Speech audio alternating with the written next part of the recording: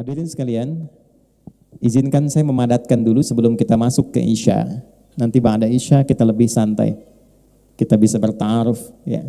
Tak kenal maka tak sayang, ta'aruf, ya. Kenal itu tidak harus selalu sayang. Antum kenal dengan istri tetangga, kan tidak harus sayang. Gitu kan ya? Nah, kalau belum kenal kita ta'aruf, saling mengenal secara dalam, sehingga dengan pengenalan itu kita mengerti cara berkomunikasi. Oh, ini kawan saya, tahu cara berkomunikasi. Ini atasan saya. Kalau tidak mengenal itu atasannya, sulit untuk berkomunikasi dengan baik. Sehingga apa yang didapatkan tidak maksimal untuk bisa diraih. Itu nanti sesi ba'da Isya. Sekarang dengan singkat kita kenali dulu apa itu Rajab, apa hikmah dari bulan Rajab, apa petunjuk tentang Rajab dalam Al-Quran, seperti apa detil penjelasan Rajab dalam hadis, dan apa kaitannya Rajab dengan siklus kehidupan kita yang kita jalani sampai kita berada di bulan ini dan telah melewati setidaknya dari era Nabi, hijrah itu 1445 tahun. Kita awali dulu teman-teman sekalian tentang Rajab ini dengan mengambil satu hadis Nabi yang menyebutkan namanya terdapat dalam kitab Sunan Abu Daud. Saya detilkan supaya kita lebih mendapatkan banyak referensi. Abu Daud itu nama aslinya Sulaiman. Siapa nama aslinya? Sulaiman dari Sijistan, sehingga dikenal dengan nama Sulaiman As-Sijistani. Punya keunggulan mudah sekali melunakkan dan menaklukkan hadis. Dalam tanda petik maksudnya kalau disebutkan tahu, oh ini riwayatnya si fulan sampai ke Nabi. Ini statusnya sahih, yang ini dhaif, lemah. Yang ini bermasalah, yang ini benar. Oh maknanya begini. Dulu ada nabi yang mudah sekali melunakkan besi. Dikenal dengan Nabi Daud alaihi salam. Maka dikenal kitabnya dengan Sunan Abu Daud. Nah, Sunan kan banyak tuh ya. Nah, dalam terminologi hadis, dalam definisi hadis, kalau masuk ke kitab hadis, yang dimaksud Sunan itu apa? Kenapa Al-Bukhari tidak disebut Sunan Al-Bukhari, tapi Sahih Al-Bukhari? Ini Sunan. Kenapa Imam Ahmad tidak disebut Sunan Imam Ahmad, tapi Musnad Ahmad? Kenapa At-Tabrani itu Mu'jam At-Tabrani? Kenapa ini Sunan? Apa bedanya dengan Sunan Kalijaga, Sunan Ampel, dan sunan-sunan yang lainnya? Secara singkat begini, kitab Sunan itu adalah kitab hadis yang disusun berdasarkan urutan fikih. Ya? Kitab hadis yang disusun berdasarkan urutan fikih. Jadi dibuka dengan bab taharah, bab bersuci tentang air, nanti masuk ke salat dan seterusnya. Kalau kitab yang disebut sahih, sebetulnya kualifikasinya itu disebut jami' namanya. Jami' kayak Sahih Al-Bukhari itu singkatannya.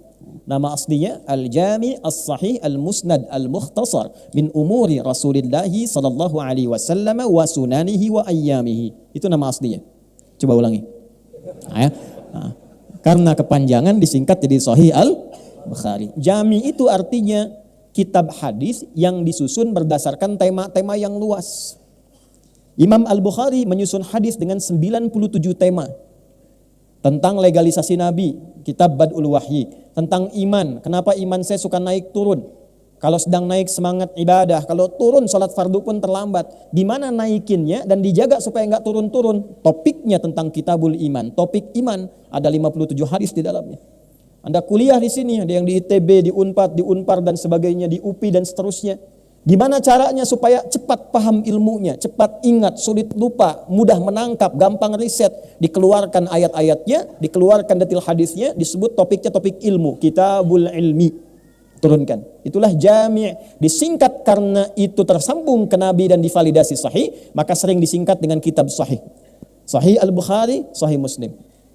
Kitab Musnad, kitab yang disusun berdasarkan urutan periwayatnya. Misal, ini sahabat Nabi sekaligus istri Nabi sallallahu alaihi wasallam, Sayyidah Aisyah radhiyallahu taala anha. Berapa hadis yang diriwayatkan oleh beliau? Ya, istri Anda, anak Anda perempuan pengen ikut kepintarannya Sayyidah Aisyah. Pengen seperti Sayyidah Aisyah, pintarnya, cerdasnya. Selain ahli Quran, ahli hadis, ahli fikih, ternyata beliau juga ahli di bidang kedokteran. Tidak banyak orang tahu itu. Sampai ulama berkomentar dan semua hampir sepakat, jika dikumpulkan semua perempuan pintar di muka bumi, tidak akan bisa menandingi kepintaran Sayyidah Aisyah radhiyallahu taala anha. Itulah hikmahnya kenapa Allah memilihkan Sayyidah Aisyah sejak belia untuk dinikahkan dengan Nabi sallallahu alaihi wasallam. Bukan karena kebutuhan seksual, tapi untuk mewarisi keilmuan Nabi sallallahu alaihi wasallam sehingga para perempuan setidaknya tidak ragu untuk bertanya tentang masalahnya. Sayyidah Aisyah meriwayatkan hadis dari Nabi 2210 hadis.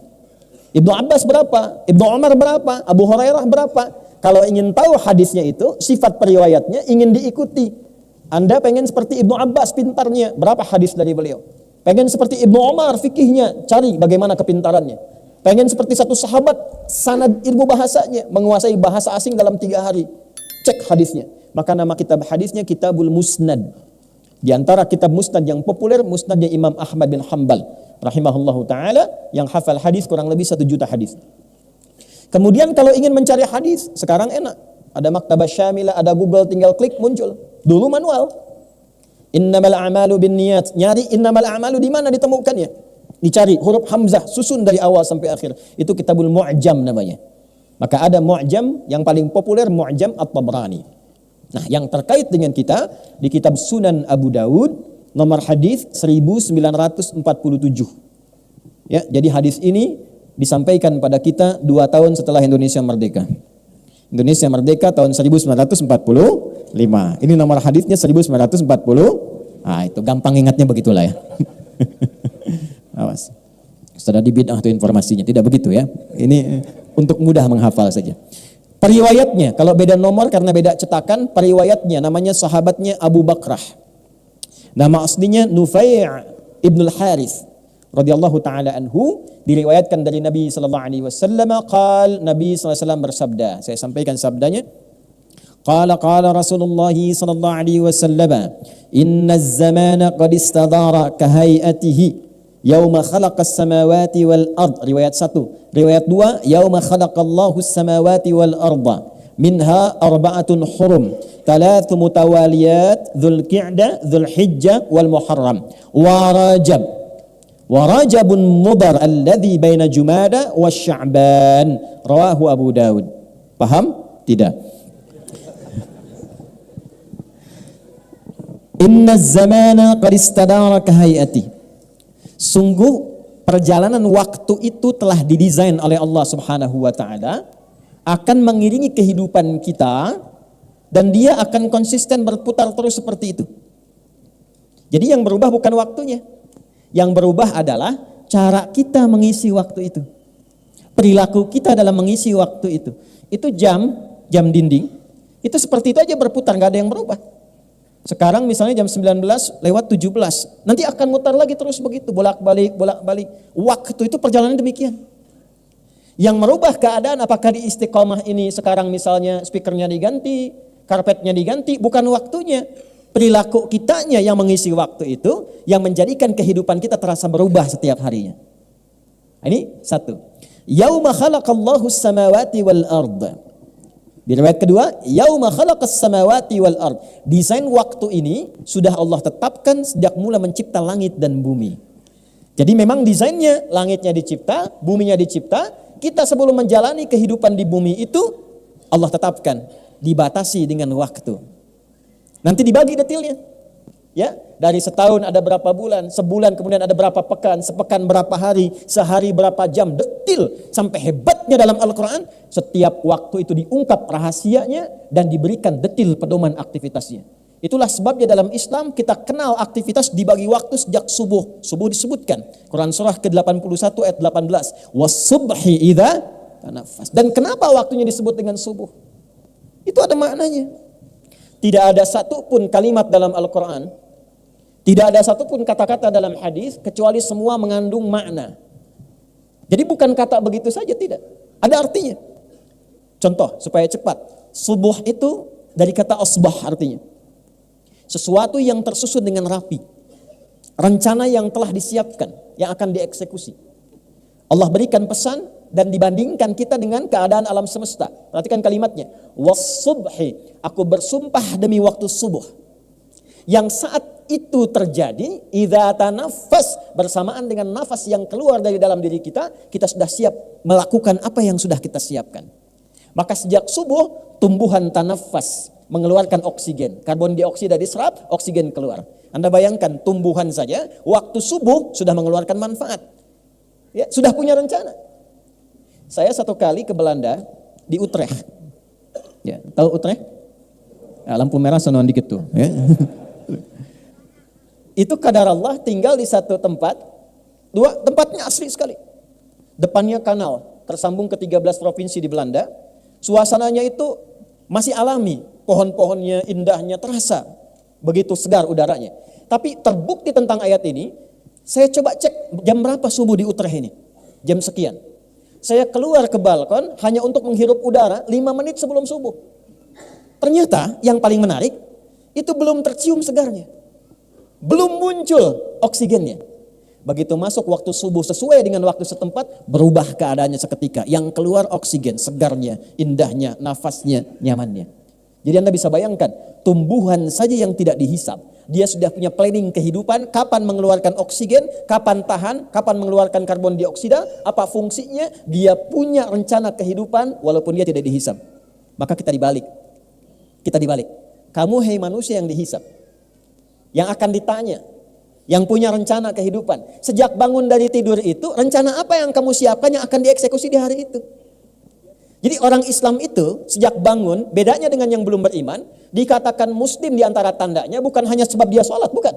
Salah satunya implementasi dari sholat itu adalah ketika bangun dari tidur di waktu subuh, kita harus sudah punya rencana apa yang mau disiapkan di hari itu. Jadi bukan engke kumaha engke. Ya. Kita siapkan dari sekarang. Jadi begitu mau bangun, sudah siap rencananya. Fa idza faraghta fansab wa ila rabbika. Jam 7 besok mau di mana? Jam 8 ada di mana? Jam 12 kerjakan apa? Itulah sebabnya ketika kita bangun, pancarannya disebut fajar. Dipanggil kita lewat sholat. Quran surah 17 di ayat ke-78, aqimis salata liduluki syamsi ila ghasaqil laili wa qur'anal fajr. Inna qur'anal fajri kana mashhuda. Bangun kita, dengar panggilan Allahu Akbar, Allahu Akbar, terkoneksi dengan hati kita. Nah, pancaran hati kita yang menyambut itu disebut fajar namanya. Di Quran itu ada fujur, ada infajar, ada fajar, itu beda. Ngajinya kita lengkapi dulu.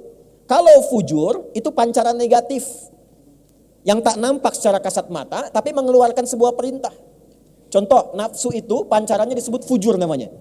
Quran surah 91 ayat 7 sampai 10, wa nafsin wa ma sawwaha fa alhamaha fujuraha wa taq. Nah, di sini ada jiwa kebaikan namanya takwa. Lawannya ada fujur. Fujur itulah yang memberikan perintah kepada nafsu untuk memberikan sifat-sifat keburukan. Maka keluar perbuatan su, nafas ketemu su disebut nafsu. Dari mana rumusnya?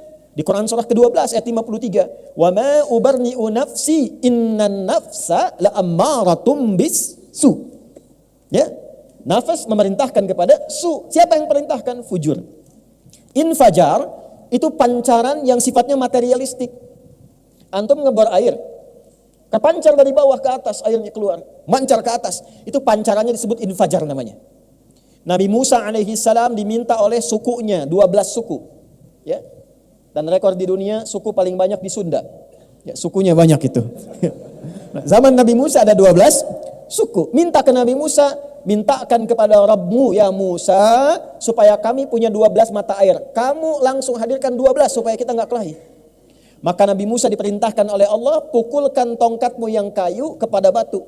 Redaksinya begitu. Kenapa tongkatnya disebut kayu? Untuk menunjukkan mukjizat. Tongkat kayu biasa dipukul ke batu. Kayu dengan batu kuat mana? Batu.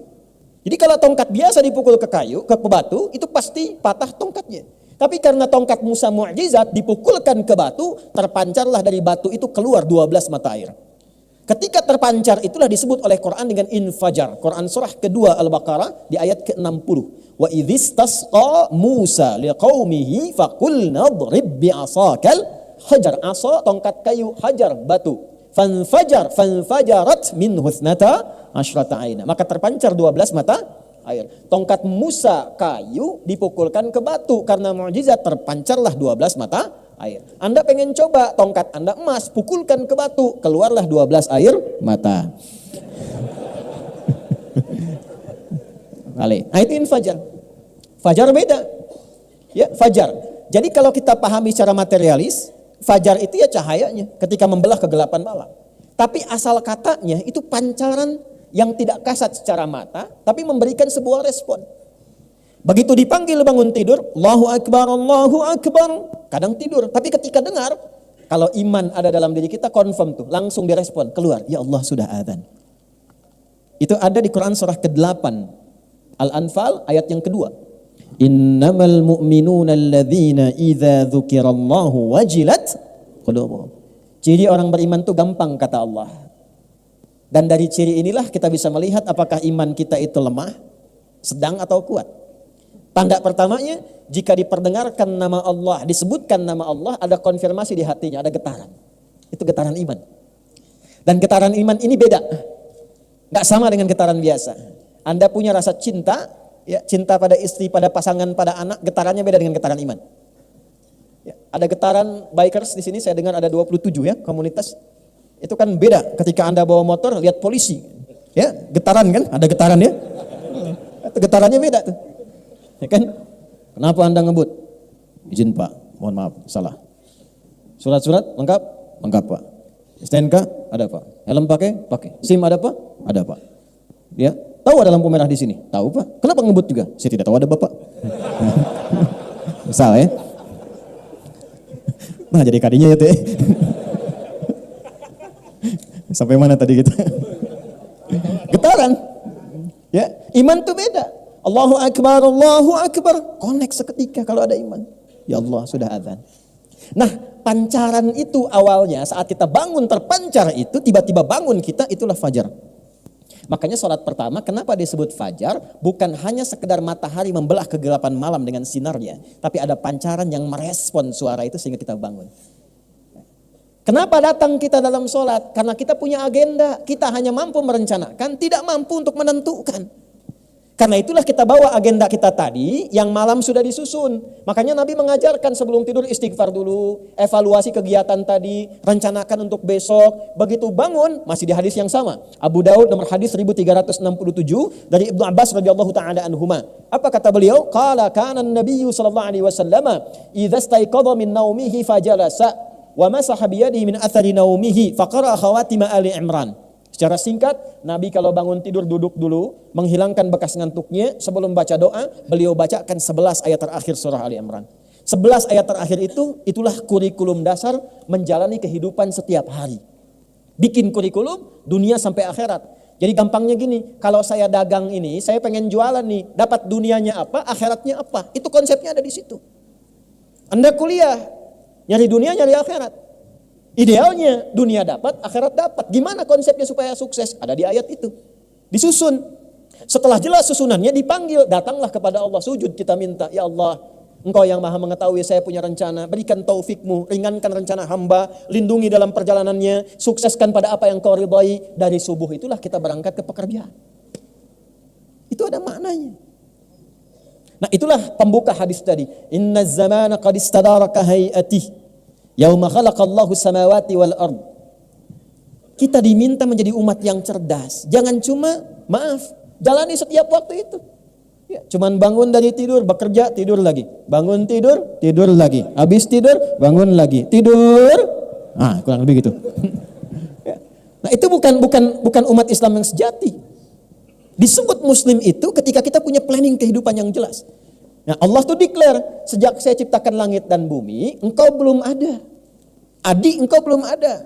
Asep, engkau belum ada. Agus, engkau belum ada. Sejak saya ciptakan sebelum engkau ada, aku sudah desain. Jangan sampai engkau beraktivitas di bumi ini tidak teratur. Tidak terplanning. Gak punya manfaat. Karena yang tidak dihisab pun aku berikan kepada mereka tanggung jawab. Dan mereka tidak dihisab, tata kelola kehidupan mereka begitu bermanfaat. Tumbuhan, tahu kapan dia mekar, kapan dia kuncup, kapan dia keluarkan oksigen, kapan dia tutup dengan karbon dioksida. Kenapa kamu yang teratur itu, yang seharusnya teratur dan dihisab, menjadi tidak teratur hidupnya? Waktu itu sudah aku atur dengan begitu teraturnya, kenapa engkau yang dihisab tidak bisa mengatur waktu dengan sebaik-baiknya? Maka kita punya subuh, was-subhi idza tanaffas. Kita punya zuhur sampai dengan asar, wal 'asr innal insana lafi khusr. Kita punya maghrib, walillahil masyriq wal maghrib. Kita punya isya sampai dengan selesai. Sehari itu dibagi ke 5 bagian, dan disitulah rahasianya kenapa kita sholat di setiap pergantian waktu itu. Itu ada maknanya. Siang itu kan bahasa Arabnya nahar. Kenapa kok sholatnya zuhur? Sore itu bahasa Arabnya masa. Kenapa sholatnya asar? Malam itu bahasa Arabnya lail. Lail itu malam. Lail malam. Lailah ada yang istimewa di malam itu. Jamaknya layali, lela, lili, lala. Itu asalnya malam. Ibu leli, ibu malam-malam. Ya. Tapi sholatnya kenapa isya? Kenapa bukan sholat laila misalnya? Kenapa sholatnya isya? Ya, itu poinnya. Semua ada maknanya. Dari semua waktu yang diatur itu kata Allah, aku tetapkan melalui lisan Rasulullah, nanti saya sebutkan ayatnya. Kata Nabi, dan dalam perjalanan masa itu garis besarnya setahun dibagi 12 bulan. As-sanatu isna asyra ya syahran. Dalam setahun itu ada 12 bulan. Minha dari 12 bulan itu arba'atun hurum. Ada 4 yang istimewa. Saya percepat. Thalathun mutawaliyat, 3 bulan beriringan. Dzulqa'dah bulan 11, Dzulhijjah bulan 12, Al-Muharram bulan pertama. Nah, ketemu di sini. Wa Rajabun Mudhar alladzi baina Jumada wa Sya'ban. Dan bulan Rajab yang istimewa letaknya terletak antara bulan Jumada yang ke-6 dan bulan Sya'ban yang ke-8. Kenapa disebut dengan Rajab? Ada apa di balik Rajab? Apa istimewanya Rajab? Itu yang akan kita bahas setelah menunaikan salat Isya berjamaah insyaallah. Sudah tiba waktu Isya ya? Baik ya. Nah, silahkan disusun saf. Saya tadi sudah jamaah, insyaallah nanti akan dipimpin oleh imam. Setelah Isya kita akan lanjutkan insyaallah. Assalamualaikum warahmatullahi wabarakatuh. Assalamualaikum warahmatullahi wabarakatuh. Alhamdulillah wassalatu wassalamu ala Rasulillah wa ala alihi wa sahbihi wa man walah wa ba'd. Bersyukur pada Allah kita telah menunaikan salat Isya berjamaah beserta amalan-amalan sunnah yang menyertainya. Semoga salat kita diterima oleh Allah Subhanahu wa taala. Yuk kita baca ayatnya, kita masuk kepada inti bahasannya. Jadi maghrib tadi masih muqaddimah tuh, sekarang intinya. Bismillahirrahmanirrahim. Inna iddatash syuhuri 'indallahi 12 syahran fi kitabillah. Yauma khalaqas samawati wal ard. Minha arba'atun hurum. Dzalika ad-dinul qayyim. Fala tadhlimu fihinna anfusakum. Saya stop sampai di sini untuk menyesuaikan dengan durasi waktu pertemuan kita malam hari ini. Inna, sekarang kita ngaji dengan gramatikal bahasa Arabnya supaya agak dalam. Ingat, cinta pada manusia begitu dalam. Kenapa cinta pada Allah begitu dangkal? Jadi cintai Allah dengan seutuhnya, maka Allah akan dalam memperhatikan kita dengan sedalam-dalamnya. Itu poinnya. Saya bikin status. Inna harfu nasbin wa taukidin tansibul isma wa tarfa'ul khabara mabniyun 'alal fathi la mahalla lahu minal i'rab. Inna harfu nasbin wa taukid, huruf penguat yang menancap pada kolbu yang paling dalam. Harakatnya nasab. Nasab itu tancap yang dalam asalnya, tandanya fathah nanti. Orang Arab tuh berkata, ya sebentar, ada klakson. Pemirsa ada klakson di luar ya, mungkin tidak kedengaran sampai ke sana.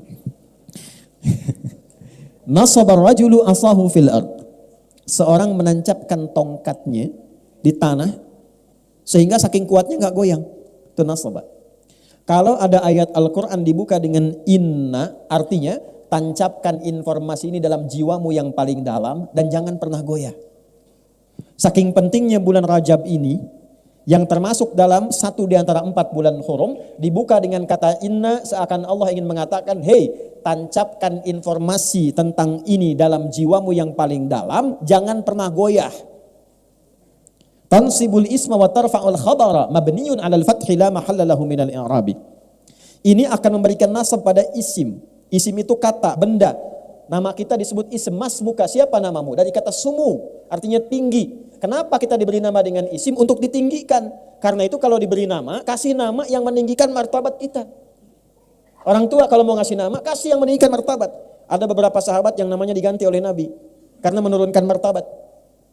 Yang kedua, ada yang mirip-mirip setan namanya. Betul, nanti lain waktu kalau kita ketemu lagi, kita ngaji fikih setan. Ya, apalagi makin malam makin asik tuh ngaji itu. Belum pernah dibahas kan fikih setan? Ya. Malaikat ada berapa? Yang tahu kan 10 kan? Ya tahu 10, setan ada berapa? Malaikat itu jumlahnya di Quran disebutkan 88 kali. Bukan jumlah malaikatnya, jumlah katanya 88 kali. Setan disebutkan 88 kali. Dari sekian banyak malaikat yang bertugas efektif ya mensupport kita itu 10 nanti. Yang kita kenal. Setan itu dari sekian banyak, ada yang provokasi kita itu 9 jenis setan. Dari setan rumah, setan kantor, setan pasar sampai setan masjid. DKM jangan salah. Di masjid ada setannya. Jangan salah. Tugasnya 2. Tugas pokok yang pertamanya menggoda DKM masjid. Betul, bukan jamaah dulu, DKM dulu. Jamaah satu digoda, nggak datang, yang lain datang. Tapi kalau DKM digoda, pecah kondisinya, malas orang datang. Kenapa nggak ke sana? Malas masjidnya aja istiqomah, DKM-nya enggak.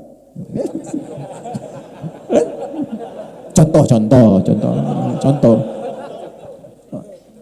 Kedua, baru kalau dia kompak, baru digoda ke jamaahnya.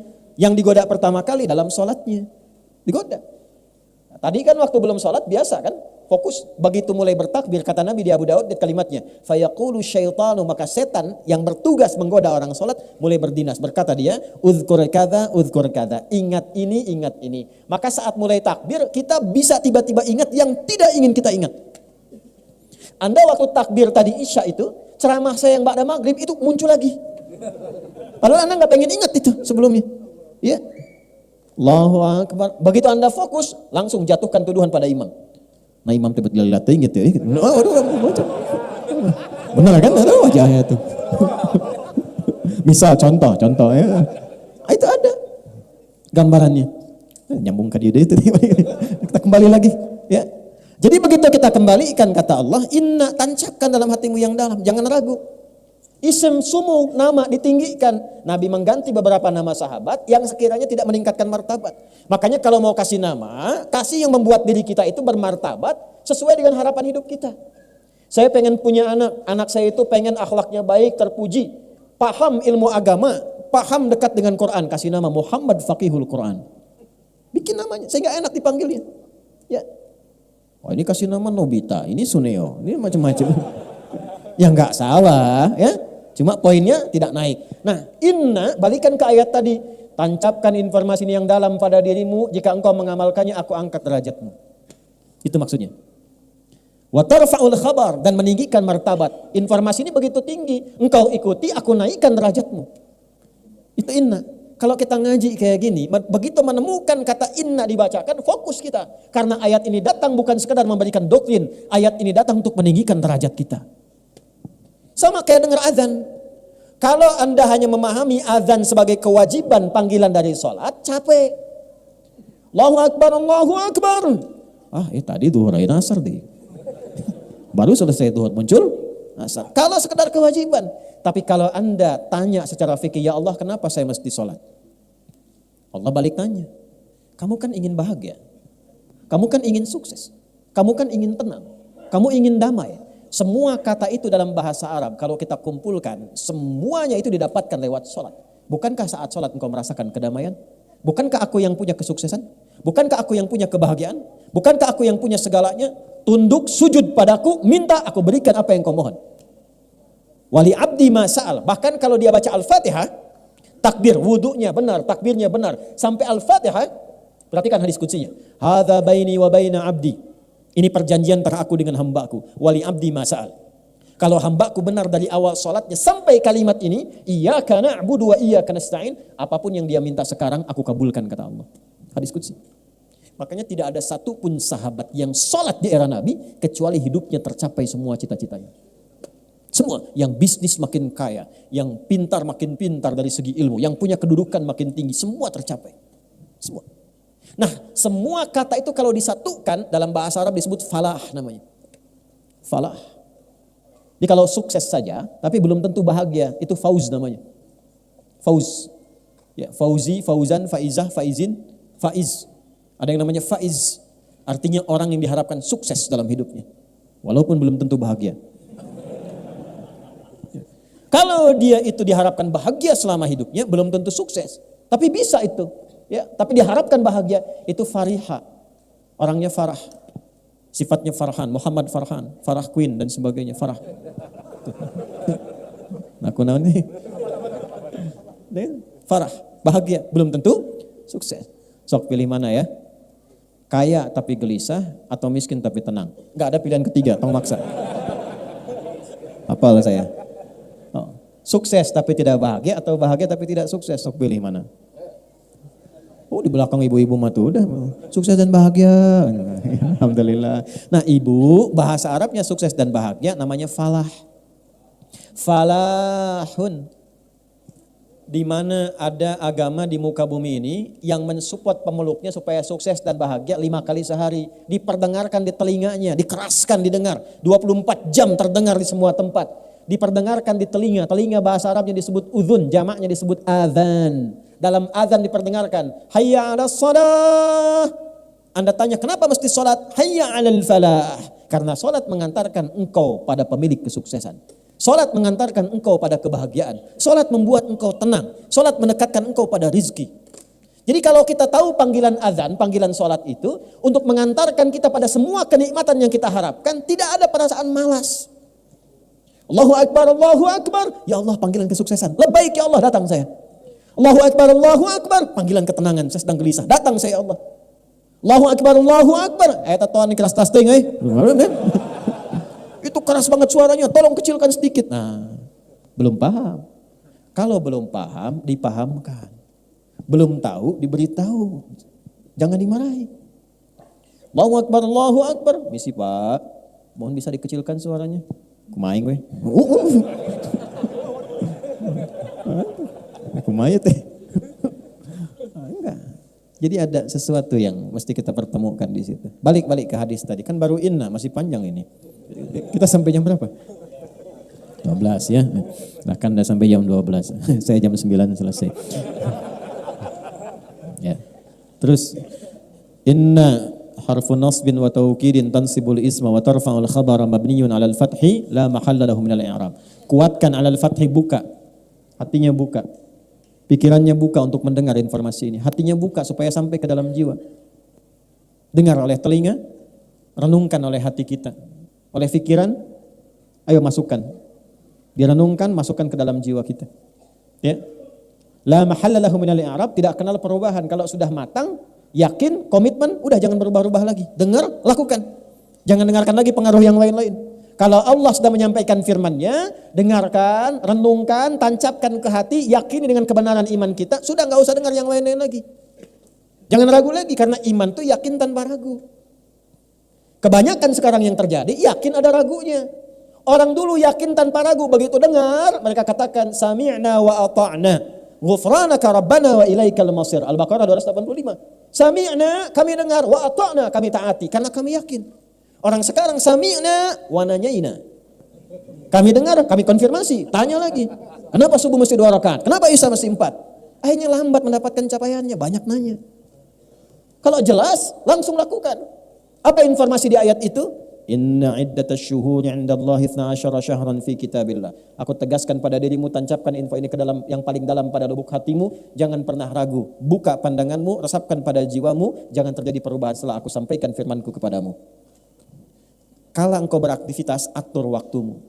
Jangan sampai hidupmu tidak teratur.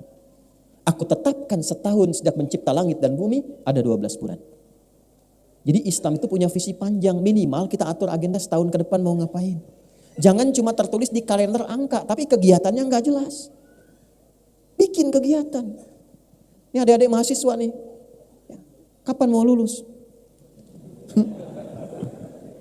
Kapan mau lulus? Berapa IPK-nya saat lulus? Evaluasi. Saya setahun kuliah nih, dapat apa setahun kuliah itu?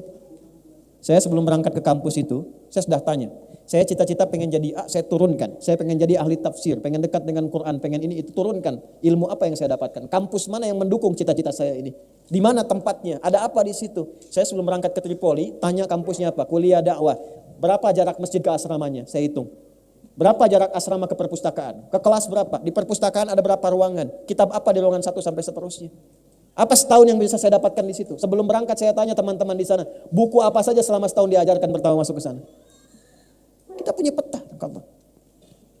Quran surah ke-59 itu ayat ke berapa? Ke-18. Ya ayyuhalladzina amanu taqullaha wal tanzur nafsum ma qaddamat punya planning sampai ke akhirat. Minimal kata Quran, tata setahun ke depan tuh mau ngapain. Tancapkan ke jiwa. Tuh. Yang belum nikah, kapan mau nikah? Hah? Tuh. Yang sudah berumah tangga, bagaimana bisa mewujudkan samara, sakinah, mawadah, dan rahmah. Planningkan. Nanti setahun itu bagi lagi. Bagaimana cara membaginya? Indah, semua namanya diatur dari Al-Muharram sampai dengan Dzulhijjah. Setiap 12 itu dibagi berapa bagian? Ramadan kita ngapain, Syawal kita ngapain, Dzulqa'dah ngapain, Dzulhijjah ngapain. Makanya setiap bulan itu ada pedomannya, ada momentumnya. Nih saya tanya nih, potong sapi kurban, kambing kurban itu bulan apa? Dzulhijjah. Orang sehebat-hebatnya puasa, nggak ada yang potong sapi kurban saat Ramadan.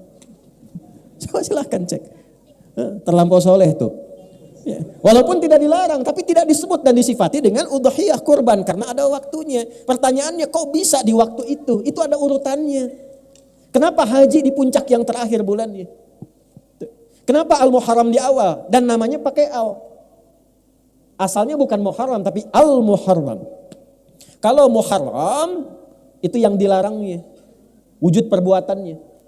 Misal, maaf, zina Muharram. Selingkuh Muharram, mabuk Muharram, korupsi Muharram, menipu Muharram. Hukumnya disebut haram. Hukum zina apa? Haram. Perbuatannya Muharram. Kalau kita ingin komitmen meninggalkan itu, waktu kita meninggalkan semua yang dilarang, tambahkan al di depannya, Al-Muharram. Ya. Jadi kenapa tahunnya disebut Hijriyah? Hijrah tambah ya ikut tak sifat. Jadi kalau Anda ingin ikut berhijrah, ambil sifat-sifat orang hijrah. Hijrah itu bukan sekedar pindah tempat, sifatnya. Hijrah bukan kelompok, bukan golongan. Bukan Anda pindah pengajian A ke pengajian B jadi hijrah. Bukan. Bukan pindah ustadz A ke ustadz B jadi hijrah. Bukan. Hijrah itu sifat. Kalau pengen ikut, lihat simbolnya di mana. 12 bulan, tahunnya disebut Hijriyah. Karena di situ ada sifat-sifat kita untuk berhijrah. Al-Muharram kalau pengen hijrah, bagaimana mulainya?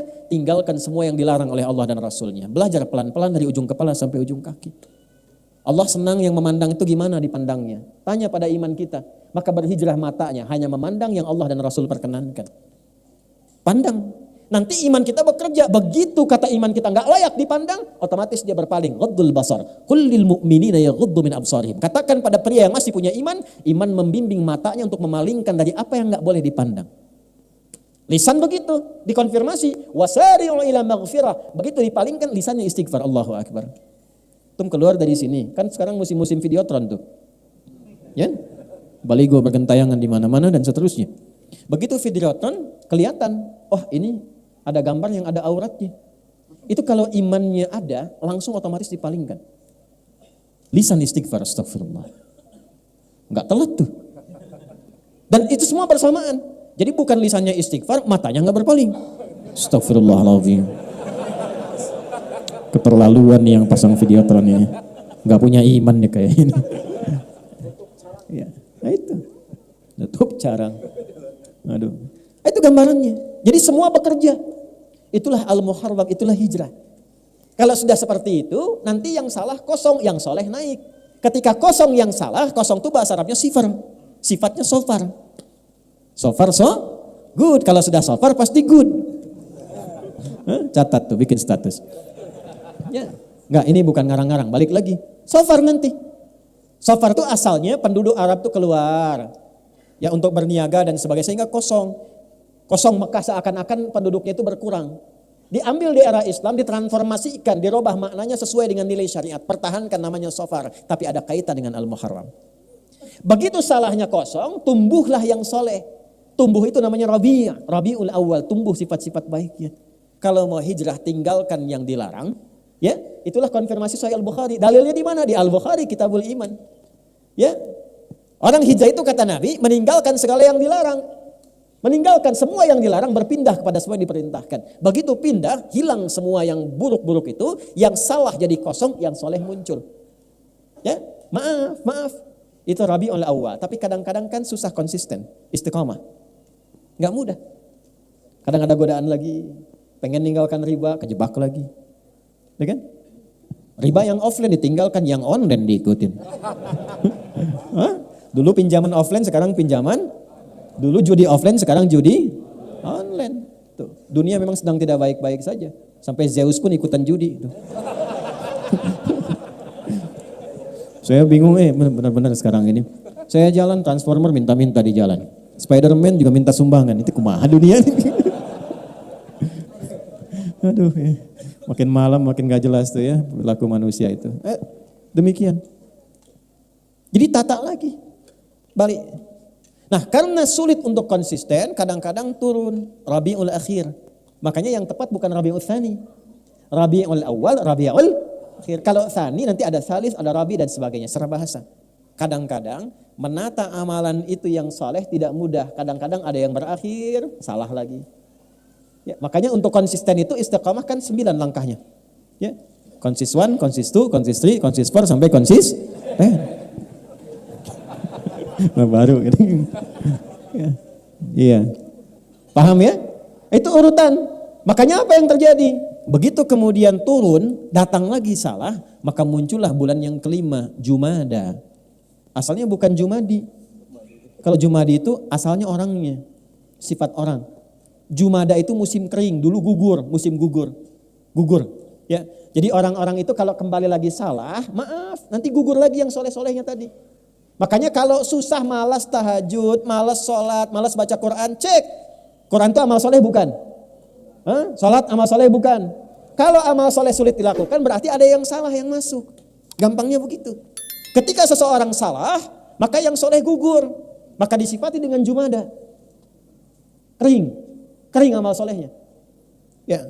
Jumadal ula, tapi jangan putus asa sampai situ. Karena kesalahan pun adalah sifat dasar manusia karena punya nafsu dalam dirinya. Tapi bedanya dengan setan, manusia punya takwa. Lihat bedanya.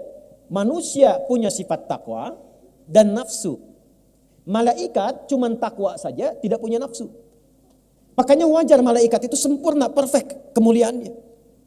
Ya, gak pernah salah. Malaikat tuh gak kenal salah. Quran surah 66 ayat yang ke-6. La ya'sunallaha ma amaruhum wa yaf'aluna ma yu'marun. Malaikat gak kenal maksiat. La ya'sunallah. Gak ada maksiat. Ya, pernah dengar malaikat Jibril korupsi ayat? Gak ada. Ya, wa yaf'aluna ma yu'marun, dan bekerja sesuai tupoksi. Malaikat itu kawan teman-teman, itu ada yang kerjanya cuma tasbih, subhanallah, subhanallah. Gak pernah terucap alhamdulillah, tasbih aja. Ada yang tahmid aja, alhamdulillah, terus dari kita belum ada sampai pulang kepada Allah, itu aja. Wa nahnu nusabbihu bihamdika wa nuqad bisulak. Al-Baqarah ayat 30. Ada yang kerjanya sujud aja, enggak bangun-bangun. Insyaallah kalau Allah berkehendak kita masuk surga, ya. Nanti diperlihatkan tuh malaikat sujud enggak bangun-bangun. Antum datang mau tanya, enggak capek tuh. Tetap aja begitu. Sujud aja. Ya. Begitu aja malaikat. Jadi kalau malaikat hebat gak usah dipuji, memang bakatnya begitu. Dan gak ada tukeran kerja. Jibril itu sengambek-ngambeknya, sejengkel-jengkelnya misalnya sama Firaun, tetap yang nyabut nyawanya Israel. Tetap gak ada tukeran kerja. Ya. Jibril ka dia kunaon? Eta teh ngarakeun bosan Firaun maneh we nyabut lain. Liar orang Firaun cenah dikirim 2 nabi teh Islam nih. Aya Musa hese keneh, aya Harun hese keneh. Daihat ya. Daihat kan hese paeh, ya kan? Daihat 1, Daihat 2 can paeh keneh. Daihat 3 teu paeh-paeh. Daihat 4 ira paehna. Itu Sunda mah unik gitu ya. Sunda itu unik. Jadi memang di kita itu ada beberapa suku bahasa yang menarik ketika diucapkan dengan daerahnya. Ya. Dan di antara Sunda yang paling unik soreang tuh. Ya. Oh, soreang mah kalau ke Jakarta itu Sundanya luar biasa. Wah. Kamu sih enak begitu. Oh, palebah orang begini. Oh, palebah orang. Ternyata soreang tuh. Kamu enak begitu, palebah orang begini kan, palebah orang tuh. Maaf ya yang bukan Sunda itu ada apa? Kadang-kadang keunikan tersendiri. Yuk balik lagi. Balik. Jadi kalau orang sudah berada di level salah pun, jangan menyimpulkan bahwa tervonis dengan kesalahan. Awas, hati-hati. Dan kalaupun di level soleh, jangan menyimpulkan abadi akan soleh. Karena yang punya sifat baik itu tetap malaikat, gak pernah salah. Sepanjang kita manusia, pasti salah. Pasti ada salahnya. Bedanya apa? Malaikat itu takwa saja, kita takwa dan nafsu. Jadi pasti ada potensi salah. Ini kalau sifat ini dibawa ke hubungan suami istri di rumah tangga dan diposisikan dengan benar, itu insya Allah jalannya itu akan baik. Ketenangan, sakinah itu cepat diraihnya. Makanya bahasa Quran di Quran surah keempat ayat 19, kalau pasanganmu berbuat salah, jangan marah dulu. Ya, karena aku titipkan engkau dengan pasanganmu, memang kekuranganmu itu akan dilengkapi oleh pasanganmu. Engkau punya kekurangan, tidak ada yang sempurna. Itu poinnya. Jadi kalau kita, saya, Anda berbuat salah, jangan disimpulkan bahwa kesalahan itu abadi, itulah sifat setan. Makanya setan ketika diberikan jalan taubat, dia tidak mengambil. Setan itu ketika salah, diberikan jalan taubat. Ini dahsyatnya setan ini begini ya, saya tunjukkan gambaran ini. Waktu pertama Adam dicipta, unggul kan? Al-Baqarah ayat 34, diperintahkan semua makhluk, malaikat dan jin sujud, malaikat sujud, ini iblis tidak. Ya, iblis itu dari kalangan jin. Quran surah ke-18 ayat 50. Kana minal jinni fa fasaqa an amri rabbi. Singkatnya, diberi konfirmasi oleh Allah untuk tobat. Al-A'raf ayat 12. Ma mana'aka alla tasjuda idz amartuk. Hei iblis, kenapa engkau tidak mau sujud ketika aku perintahkan? Bukan sujud ya, tapi ini perintah aku. Awas, hati-hati memahami ayat. Jangan sampai pertanyaannya begini, emang Allah nggak tahu iblis itu kenapa nggak mau sujud? Bukan. Allah maha tahu dengan keadaannya, tapi ingin mengkonfirmasi dengan lisannya langsung sehingga terdengar oleh semua makhluk yang lain. Dan tidak punya kesempatan ngeles dia. Jelas? Kadang-kadang hakim penyidik kan tahu perbuatannya. Cuman ditanya supaya konfirmasi di lisannya. Maka dia membantah, ana khairum minhu, saya lebih hebat dibandingkan dengan Adam. Khalaqtani min narin wa khalaqtahu min tin. Kau ciptakan aku dari api, kau ciptakan dia dari tanah. Tidak level, yang api harus sujud kepada yang tanah. Diusir dari kenyamanan. Perhatikan baik-baik. Diberi kesempatan taubat, tidak didapatkan. Adam, bapak moyang kita, manusia, nabi. Kita anaknya, keturunannya, Bani Adam, 7 kali disebutkan dalam Al-Quran. 7 ini menggambarkan 7 hari kehidupan kita selama sepekan. Disebut Bani Adam. Makanya kalau kita ingin mengatur kegiatan sebagai manusia selama 7 hari, keluarkan kata-kata Bani Adam dalam Al-Quran. Petakan. Lalu dibuat landscape kehidupan. Adam pernah salah. Ya, kita bertanya, kenapa Adam kan nabi, kok bisa diizinkan salah? Untuk diajarkan kalimat taubat kepada anak cucunya yang bukan nabi dan rasul. Mudah bagi Allah mengatakan, Adam jangan dimakan ya. Aku kan ingatkan kemarin itu godaan setan aja. Tapi kenapa diizinkan lewat istrinya, kemudian termakan itu oleh keduanya, untuk menunjukkan risalah taubat bagi anak cucunya yang bukan nabi dan rasul, yang tidak terjamin dengan sifat maksum. Itulah sebabnya Al-Baqarah ayat 37, Fatalaqa Adamu mir rabbihi kalimatin fataba alaih. Maka Allah turunkan kalimat supaya diajarkan oleh Adam ke anak cucunya, kalau kamu salah baliknya begini. Jangan simpulkan selamanya kamu salah sehingga kamu mengakhiri kehidupan dalam kesalahan. Rasanya saya banyak dosa, nggak akan mungkin termaafkan, nggak akan mungkin dihapuskan. Rasanya sulit bagi Allah mengampuni dosa saya. Ingat, itu provokasi iblis yang pertama pada manusia yang berbuat salah.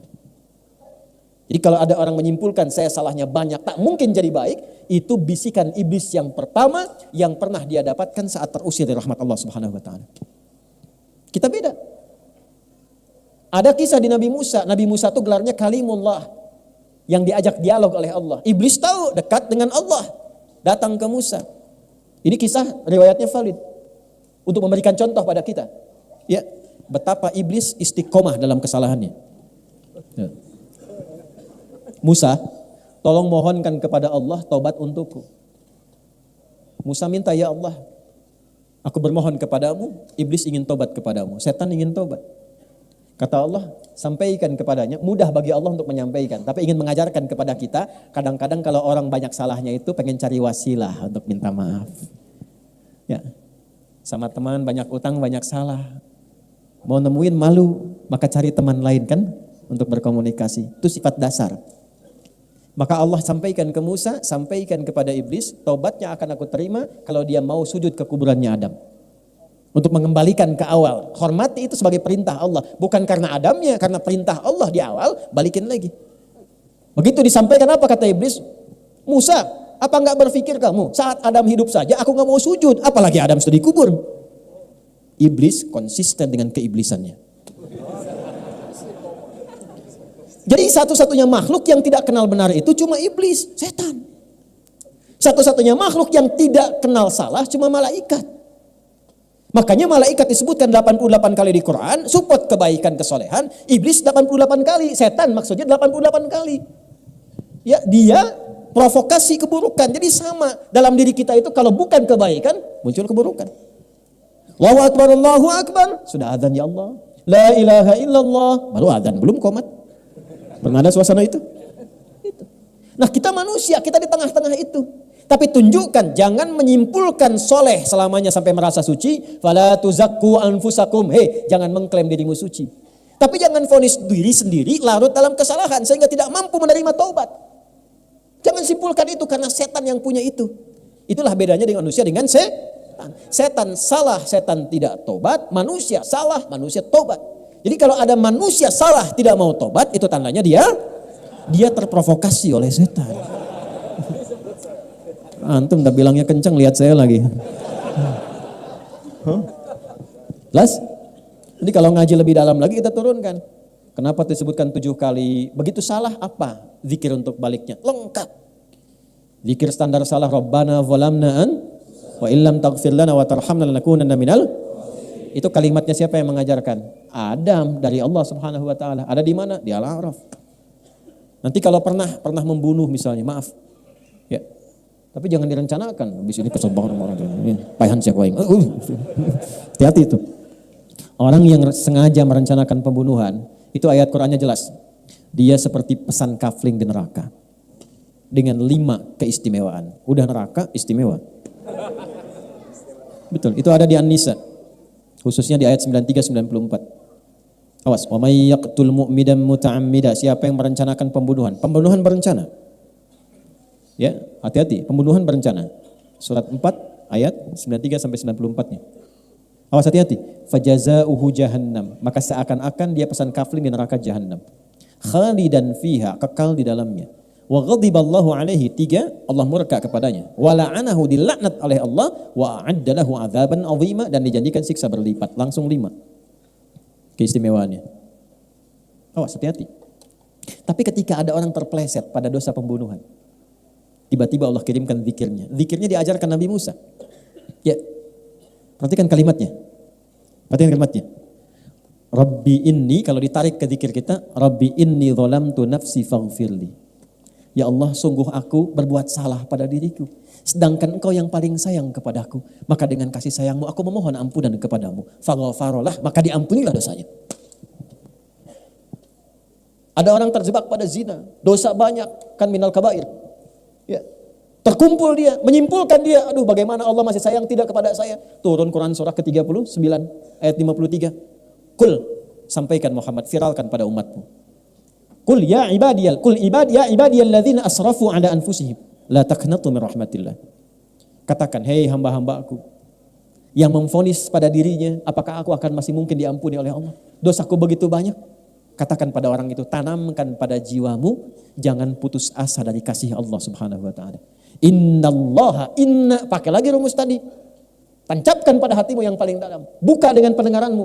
Pakai renungkan pikiranmu. Hadirkan pada jiwamu yang paling dalam. Tanamkan, Allah ingin mengangkat derajatmu. Jika engkau kembali kepada Allah, innallaha yaghfir dzunuba jami'a. Allah akan mengampuni semua dosa-dosa yang pernah engkau lakukan. Nanti caranya beda-beda. Ya, kembali kepada jalan yang lurus untuk menata jadi soleh kembali setelah Jumada tadi, tata lagi jadi baik tuh. Ya. Nah, kembali kepada jalan yang baik itu taubat namanya. Krel yang benar. Ya. Krel yang benar. Balik lagi. Maka berakhirlah sifat salah tadi dari Jumadal Ula, Jumadal Akhirah. Gugur tuh, mau hilang. Bagaimana melatih itu? Muncullah bulan yang ke-7 disebut Rajab. Ini asalnya.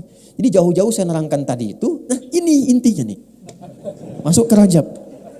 Tapi kalau saya nggak ceritain dari awal kan kita nggak paham mau kemana. Kita nggak tahu siklusnya, kenapa dibagi 12, kenapa Al-Muharram, kenapa Safar, kenapa Rabiul Awal. Ternyata ada maknanya. Nah, ketika kita ingin kembali, saya pengen jadi baik, saya nggak mau celah orang lagi, nggak mau bikin hoax lagi, taubat saya jadi buzzer. Misal ini, maaf ya buzzer. Misal, balik lagi. Ya, makanya ngajinya yang betul, taubat. Ya, ngaji yang betul nih, belajar sorob, caranya salah tasrifnya. Tabaya tubuh YouTuban. Pas baka Facebooku bukan. Ya kan? Ya udah tasrif. Balik lagi. Nah, Itulah hadirnya Rajab.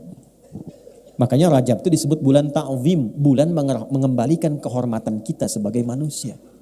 Bulan untuk mengevaluasi diri, mengembalikan kehormatan kita di hadapan Allah. Jadi ini bulan terhormat. Rajab tuh, bulan ta'zim, bulan terhormat. Karena manusia diciptakan terhormat, diminta berevaluasi di Rajab. Supaya berlatih. Balik lagi, kenali lagi. Maka apa yang dilakukan ini di bulan Rajab ini? Teruskan ayatnya tadi. Ya, dzalikad dinul qayyim, tatanan 12 bulan selama setahun dengan makna-makna dan nama yang diresapkan itu, itulah ketentuan agama yang lurus. Agama itu harus membimbing penganutnya, din itu harus mengarahkan penganutnya dengan benar, punya konsep yang bagus. Bahkan Quran menantang, kalau nggak percaya riset sendiri, pelajari sendiri. Mana ada tuntunan dalam din, dalam agama di muka bumi ini yang waktunya pun diterangkan maksudnya untuk apa, kegiatannya apa, capaiannya apa, petanya bagaimana. Inilah Islam yang lurus kata Allah. Jadi kalau pengen lurus, kerjakan ketentuan dalam Islam dengan benar. Balikin lagi, bagaimana fungsi Rajab itu yang masuk dalam bulan Hurum? Fungsi pertamanya, fala tazlimu fihinna anfusakum. Kalau masuk bulan-bulan Hurum yang 4, Dzulqa'dah, Dzulhijjah, Al-Muharram plus Rajab ini sekarang kita di dalamnya, amalan pertamanya, fala tazlimu. Jangan sampai berbuat zalim. Bahasa singkatnya zalim itu maksiat. Jangan berbuat kriminal. Jauhi yang salah. Jadi sekarang ini masa-masanya berevaluasi diri untuk menata diri kita dari yang salah menjadi soleh. Ayo kita mulai rencanakan. Jadi sekarang ini bulan terhormat. Karena itu komennya Ibnu Abbas radhiyallahu taala anhuma, pakar Quran yang diberikan legalitas oleh Nabi, jika ada orang catat kalimatnya, ini kalimat bukan dari saya tapi statementnya Ibnu Abbas. Pakar tafsir yang kepakarannya langsung mendapatkan legalitas dari Nabi. Turjumanul Quran gelarnya. Jika ada orang Islam yang sengaja berbuat maksiat di bulan Rajab. Maaf, bukan Rajab, di bulan Hurum. Dan Rajab termasuk di dalamnya. Jika ada orang Islam yang sengaja berbuat maksiat di bulan-bulan Hurum ini, maka dosanya dipandang 2 kali lipat oleh Allah dibandingkan dengan di bulan-bulan lainnya. Jadi kalau ada orang sekarang sengaja berbuat maksiat di bulan Rajab ini khususnya yang kita sedang berada di dalamnya, maka dosanya 2 kali lipat dibanding dengan hari biasa. Kenapa? Karena ini bulan terlarang untuk maksiat, lalu orang sengaja berbuat maksiat. Anda pimpinan di kantor, Anda katakan, hari ini spesifik, semua saya berikan 1 larangan ya. Semua karyawan baik laki-laki perempuan, karyawan-karyawati, hari ini dilarang merokok semua. Ya. Tiba-tiba Anda temukan 1 karyawan yang merokok. Dia melanggar itu, sengaja. Begitu ditetapkan dan dia sengaja melakukan itu. Kira-kira sebagai pimpinan responnya bagaimana? Oke. Nah, itulah dengan logika yang sama Ibnu Abbas menyimpulkan Allah membuat waktu evaluasi sehingga mencas kita kembali, mengembalikan kepada mode yang soleh, yang seutuhnya. Lalu dilaranglah di waktu itu untuk berbuat salah. Ada orang sengaja melakukan kesalahan, melanggar ketentuan Allah tadi. Di bulan latihan meninggalkan yang haram, dia sengaja mengerjakan yang haram. Maka dosanya 2 kali lipat dibandingkan dengan hari biasa. Saking tingginya kehormatan bulan ini. Maka yang pertama kita lakukan di bulan ini menebarkan kedamaian, ketenangan, persatuan, evaluasi diri. Kan 30 hari kurang lebih, 29 sampai 30. Dihitung sekarang udah tengah-tengah. Anggaplah tinggal 14 hari lagi misal, 2 pekan. Yuk, misal, kan sudah tengah-tengah sekarang, ya kan? Alhamdulillah masih dapat materi ini di pertengahan. Coba kalau dekatnya di hari terakhir, kan nunggu tahun depan belum tentu hidup kan? Maksud saya, coba 14 ini terapkan ke tubuh kita dulu, jangan tunjuk orang lain. Hitunglah dari mata dulu. Ya, sebelum mata ke pikiran dulu, kan di kepala ada pikiran, makanya tahallul. Coba biasakan setiap hari kita coba berpikir yang positif dulu, husnuzan kepada Allah. Mulai besok latihan pikiran dulu. Mau berangkat keluar, macet. Alhamdulillah ya Allah, Engkau hadirkan macet supaya aku bisa murojaah. Syukuri dulu.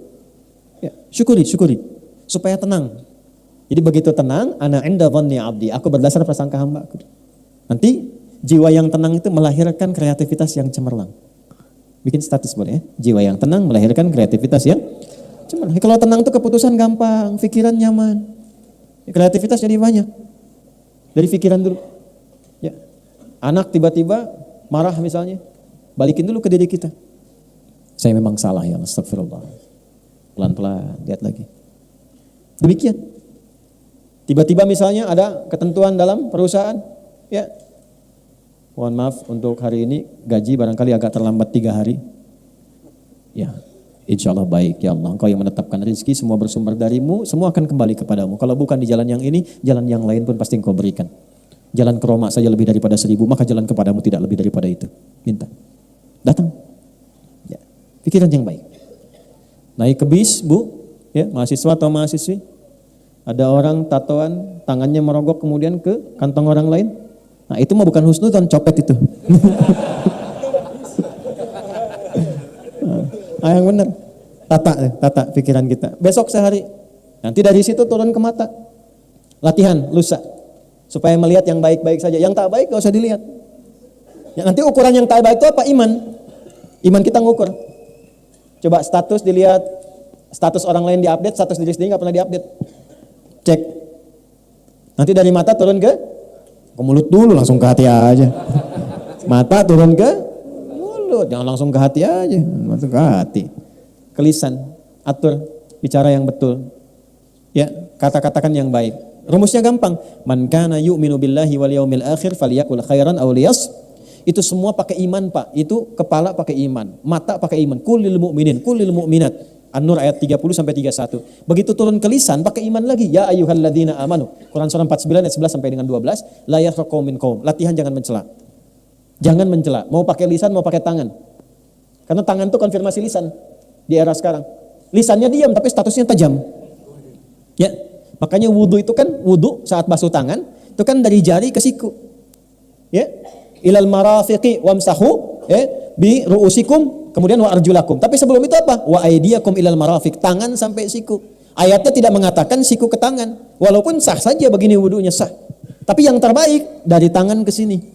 Karena di wudu itu ada risalah taubat. Habis wudu doa kita itu asyhadu an la ilaha wa asyhadu anna muhammadan Allahumma ja'alni minat. Ya Allah, jadikan aku orang taubat. Apa hubungan wudu dengan taubat? Karena saat wudu itu kita bertobat dari perbuatan-perbuatan anggota tubuh kita yang sering digunakan. Makanya yang dibasuh, yang diusap, itu bagian tubuh yang dipakai interaksi. Kenapa tangan itu rahasianya sampai ke siku, dari jemari ke siku begini. Ambil airnya, tuangkan, basuh ke sini. Begini pun sah. Tapi kalau mau ingin meresapi, dari sini ke sini. Kenapa? Karena yang sering digunakan berbuat maksiat yang ini. Antum kalau pasang status kan pakai ini, bukan pakai ini. Ya kan? Ini ada doanya. Ya, makanya kalau ingin nanti di akhir saya tutup dengan itu tuh. Ya, dari kepala kemudian ini sampai ke lisan. Man kana, konfirmasi dari Nabi. Man kana yu'minu billahi wal yaumil akhir. Siapa yang masih merasa iman kita dipertaruhkan. Siapa yang masih merasa iman pada Allah, artinya yang melanggar ini imannya dipertanyakan kepada Allah. Wal yaumil akhir, dan dengan imannya dihisab di hari kiamat, falyakul khairan aw liyasmut. Maka coba berlatih lisannya berkata yang baik. Tak mampu diam. Ya, hari keberapa tuh? Ketiga latihan lisan. Kata yang baik. Damang, alhamdulillah. Mereka mana? Ke payun. Yang tenang.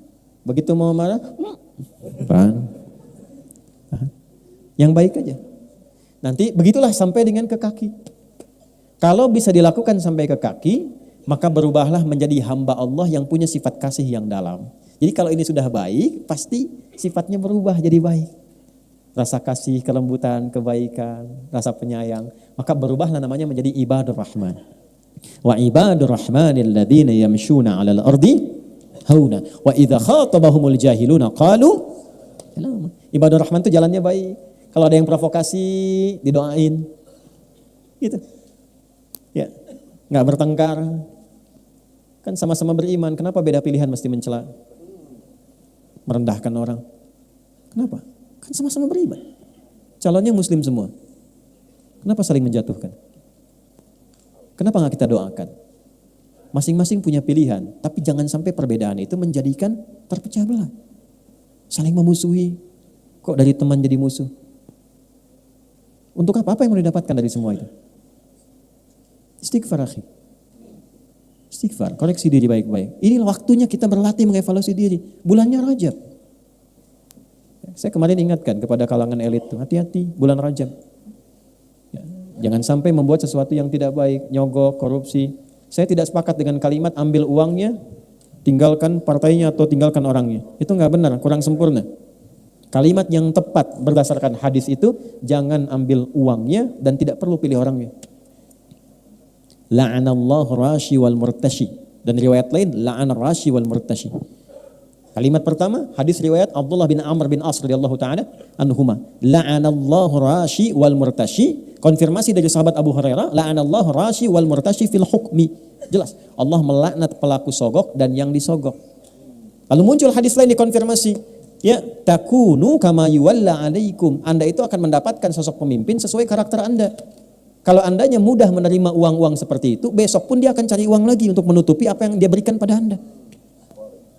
Jadi kalau Anda mencela, mengutuk dan sebagainya, itu adalah hasil yang didapatkan dari perbuatan yang rendah seperti itu. Maka perbaiki diri sendiri. Kalau sudah baik, mau nyogok pun dia akan malu. Berikan si itu tuh. Ulah tamu isin dosa nang kayak di mana kuat teman. Malu sendiri. Coba sogok dia, janganlah dia ahli masjid, takut dosa nanti. Dosa. Belum disogok sudah dapat hidayah. Perbaiki diri sendiri. Ini Rajab, ini waktunya untuk semuanya. Minimal kalau masih punya iman. Itu aja, minimal kalau masih punya iman. Karena di situ iman kita dipertaruhkan. Tinggal dipilih aja. Kembali damai, tenang. Nyatu dalam kebaikan, saling mendoakan. Mengevaluasi diri, itulah Rajab. Makanya disebut Rajab itu at-ta'zim. Kalau sudah baik, maka dikumpulkan amalan di Sya'ban. Makanya Nabi rajin puasa di bulan Sya'ban. Sampai penuh kadang-kadang. Untuk apa? Persiapan ke Ramadan. Itu poinnya. Maka sebelum sampai ke sana, latihanlah di bulan Rajab. Bagaimana amalan yang bisa mengumpulkan itu? Banyak. Sholat tambah. Karena fungsi sholat itu yang paling pokok itu merubah kita jadi orang baik. Quran surah 29 ayat 45. Innas sholata tanha anil fahsya'i wal. Sumber keburukan cuma dua. Kalau bukan fahsya pasti mungkar. Fahsya itu maaf, sumbernya dari nafsu syahwat. Maaf ya, maaf sekali. Zina, selingkuh, LGBT, ya, pornografi, porno aksi dan seterusnya itu fahsya. Jadi tidak mungkin ada orang sholat berbuat fahsya, itu mustahil. Mustahil. Kecuali sholatnya cuma sekedar formalitas dan tidak benar menunaikannya. Kedua mungkar, semua yang diingkari oleh hati kita. Sumbernya dua, nafsu perut dan akal. Mencuri mungkar, makanya saat dicuri hati kita ingkar. Ya, cek ya, tapi jangan dilakukan, ngecek aja. Jangan dilakukan, awas disclaimer dulu nih. Ya.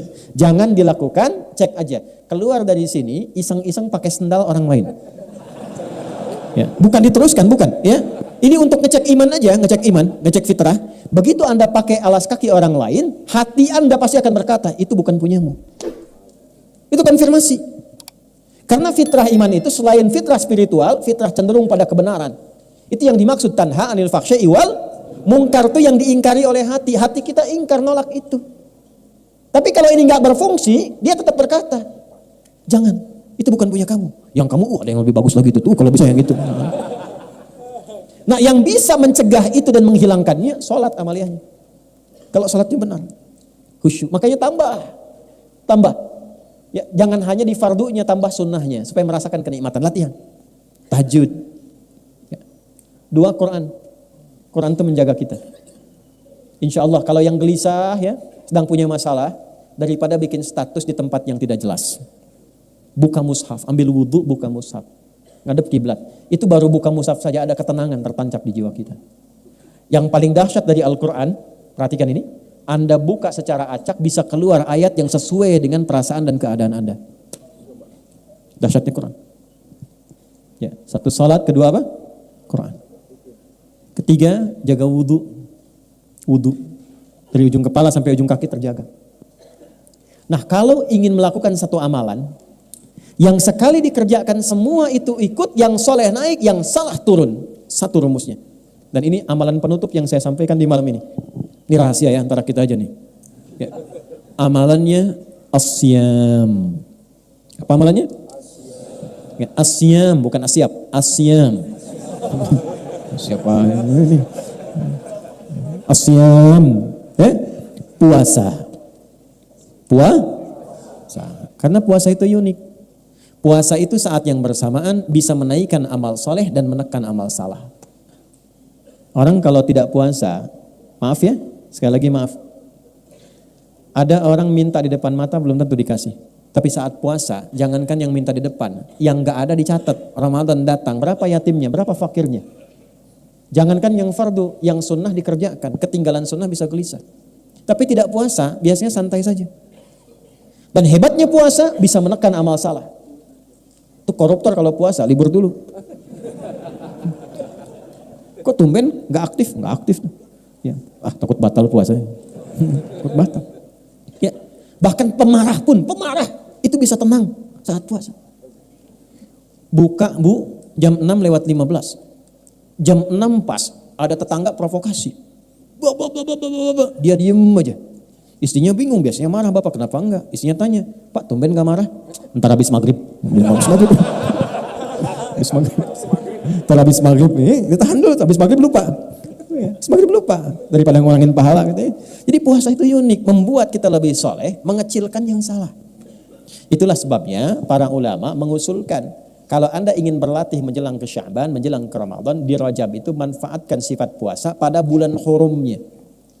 Makanya hadis yang mengikat puasa itu bulan hurumnya. Ya, hadisnya banyak tentang puasa di bulan hurum.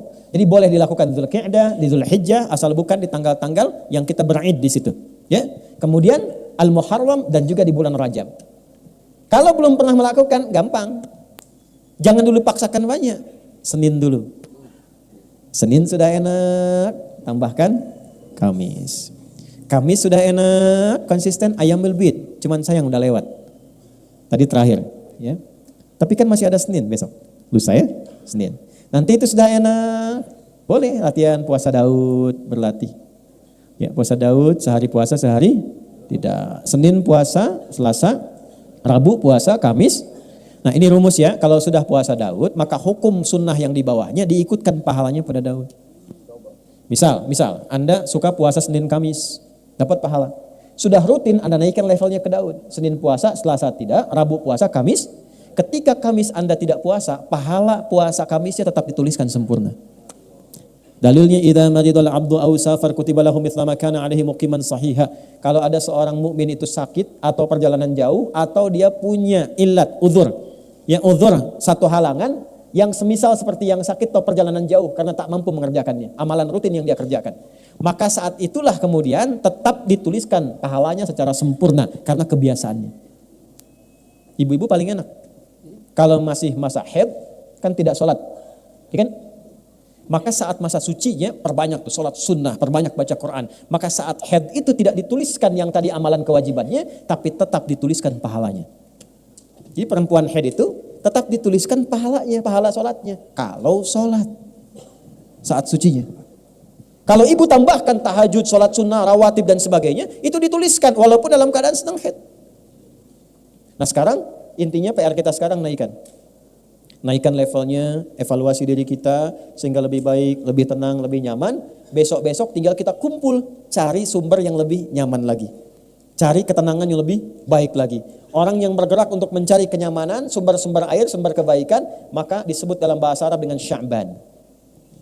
Setelah itu apa? Terbakarlah semua keburukannya karena orang sudah baik berjamaah sekarang.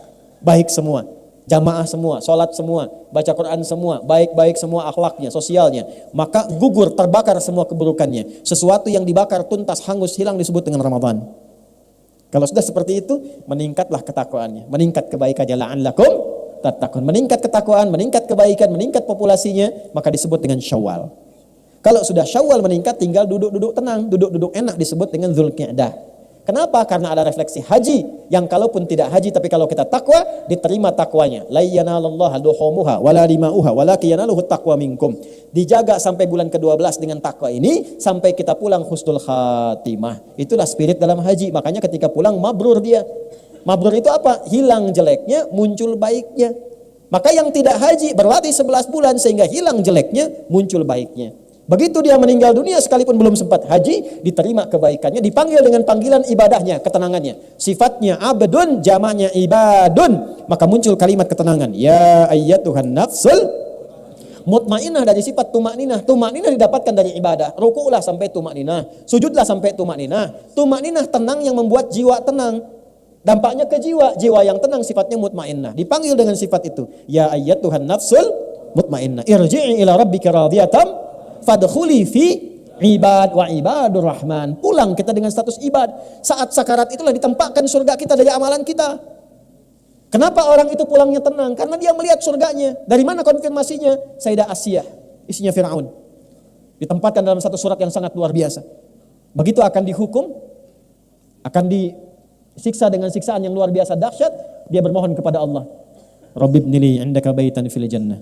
Ya Allah, mohon tunjukkan kuasamu padaku dengan menunjukkan janjimu, bangunkan istana untukku di surga sesuai dengan janjimu.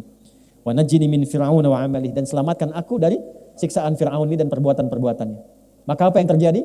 Ditampakkan surganya, senyum beliau, dalam senyumnya diwafatkan oleh Allah sebelum disiksa oleh Fir'aun. Maka ketika senyum, komen Fir'aun. Ini komennya langsung dislike aja gak apa-apa. Ya.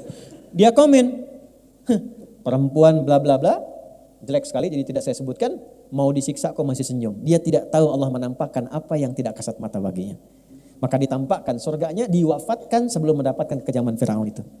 Jasadnya pulang kepada Allah ya dengan sempurna, dengan penuh dengan kesenyuman. Sekarang Allah sudah tampakkan bukan cuma cerita dan kisah. Anda bisa lihat di YouTube orang meninggal dalam keadaan sujud. Anda bisa lihat di YouTube orang meninggal sedang baca Al-Quran. Anda lihat di YouTube orang meninggal sedang ceramah. Ketika mereka meninggal dalam keadaan baik, masihkah Anda ingin melakukan maksiat? Dan terbayangkah mungkin Anda wafat dalam pekerjaan itu? Elit-elit terbayang kalau sedang nyogok meninggal? Anda terbayang ketika meninggal sogokan meninggal? Ketika mengumpat meninggal? Ketika mencela meninggal? Mau meninggal seperti itu? Maka kembalilah, Rajab mengajarkan kita untuk berevaluasi diri. Itulah peran pentingnya Rajab. Berusaha kita semaksimal mungkin merubah diri di bulan ini. Saya ajarkan satu doa yang paling efektif insya Allah, yang ringan padat, tapi membuat kita cepat berubah jadi baik. Tolong catat ini dengan baik ya. Bismillahirrahmanirrahim. Allahumma paksain. Ayo rekam ya, tulis. Ayo, Allahumma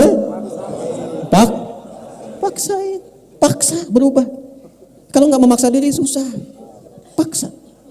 Bukankah saat kita mau berdiri kita memaksa diri? Bukankah saat mau makan nasi kita memaksa diri? Ya, kenapa ketika kita ingin berubah menjadi lebih baik tidak memaksa diri kita? Allahumma paksain. Ya. Ayat tahu udah cekap gitu ya. Memaksakan itu. Ya. Wirid memaksain. Jelas? Nah, kurang lebih itu materi yang bisa kita gali. Jangan banyak-banyak. Yang penting kita mengerti apa tujuannya, substansinya apa. Yang penting prakteknya. Itu poin yang paling besarnya. Alhamdulillah, segala puji hanya milik Allah Subhanahu wa Ta'ala yang telah memberikan kita kesempatan untuk menyimak ceramah yang penuh berkah ini. Kita baru saja mendengarkan penjelasan dari Ustaz Adi Hidayat tentang keistimewaan bulan Rajab yang merupakan bulan yang sangat terhormat dalam Islam. Bulan Rajab bukan sekadar sebuah nama dalam kalender, tetapi memiliki makna yang dalam dan sangat penting dalam kehidupan kita sebagai umat muslim. Seperti yang telah disampaikan oleh Ustaz Adi Hidayat, Rajab adalah bulan yang memanggil kita untuk introspeksi diri, mengevaluasi amal perbuatan kita, dan meningkatkan kualitas ibadah. Inilah waktu yang tepat bagi kita untuk memperbaiki diri, menjauhi maksiat, dan kembali kepada Allah Subhanahu wa Ta'ala dengan hati yang penuh harap dan ketulusan. Dalam bulan ini, kita diajak untuk meninggalkan kebiasaan buruk dan menggantinya dengan amal-amal kebaikan, yang tentunya akan menjadi bekal kita dalam menghadapi bulan-bulan penuh berkah, terutama bulan Ramadan yang sudah dekat. Bulan Rajab juga mengingatkan kita bahwa waktu adalah anugerah yang tak ternilai. Setiap detik yang kita jalani adalah kesempatan untuk berbuat baik dan memperbaiki diri. Allah Subhanahu wa Ta'ala telah mengatur waktu dengan sangat sempurna, dan kita sebagai umatnya diharapkan untuk memanfaatkan waktu dengan sebaik-baiknya. Itulah sebabnya bulan Rajab ini menjadi saat yang sangat berharga untuk kita semua. Jangan sia-siakan kesempatan ini untuk mengevaluasi diri dan memperbaiki hubungan kita dengan Allah Subhanahu wa Ta'ala. Ustaz Adi Hidayat juga mengingatkan kita bahwa dosa yang dilakukan di bulan ini, terutama jika dilakukan dengan sengaja, akan mendapatkan ganjaran yang lebih besar.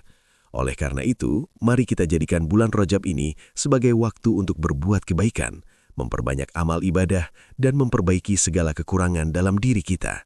Ini adalah kesempatan untuk mempersiapkan diri secara spiritual sebelum memasuki bulan Ramadan yang penuh ampunan dan rahmat. Semoga kita semua bisa mengikuti jejak kebaikan yang telah disampaikan oleh Ustaz Adi Hidayat, dan semoga setiap langkah yang kita ambil dalam kehidupan ini senantiasa mendapat berkah dari Allah Subhanahu wa Ta'ala. Jangan lupa, seperti yang diajarkan oleh Ustaz, mari kita terus memperbaiki akhlak dan ibadah kita agar hidup kita selalu berada dalam lindungan dan hidayahnya. Jika kalian merasa video ini bermanfaat dan penuh hikmah, mari kita sebarkan kebaikan ini dengan cara memberi like, share, dan subscribe agar lebih banyak orang yang dapat merasakan manfaatnya. Setiap like dan share yang kalian berikan akan menjadi amal jariah yang terus mengalir.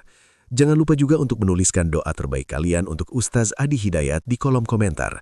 Semoga Allah Subhanahu wa Ta'ala senantiasa memberkahi beliau dengan kesehatan, kebahagiaan, dan keberkahan dalam dakwahnya.